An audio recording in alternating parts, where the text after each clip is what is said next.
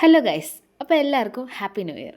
New year ആയിട്ട് എടുത്താൽ പോകാത്ത റെസൊല്യൂഷൻസ് ഒന്നുമില്ല. But I will try to make myself a better person this year. പിന്നെ ഇന്ന് റൂം ആൻഡ് വാഷ്റൂമൊക്കെ ഒന്ന് ക്ലീൻ ആക്കി ബെഡും ടേബിളൊക്കെ ഒന്ന് അറേഞ്ച് ആക്കിയപ്പോൾ ഇറ്റ് വാസ് ഗുഡ്. ആൻഡ് പിന്നെ നമ്മൾ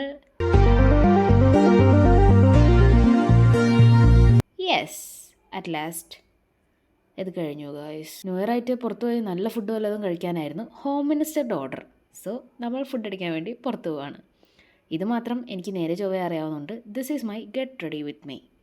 അപ്പോൾ നമ്മൾ ഷൂസൊക്കെ ആയിട്ട് ഫുൾ സെറ്റാണ് guys. And she is also with me. And ഞങ്ങൾ പോയി മന്തി കഴിച്ച് ആൻഡ് വി റിട്ടേൺ ബാക്ക്. പിന്നെ വന്ന് കുറച്ച് സ്ക്രിപ്റ്റും പരിപാടികളൊക്കെ കഴിഞ്ഞു. പിന്നെ കുറച്ച് എഡിറ്റിങ്ങും കാര്യങ്ങളൊക്കെ ഉണ്ടായിരുന്നു. And don't mind my resting face between. I'm not angry.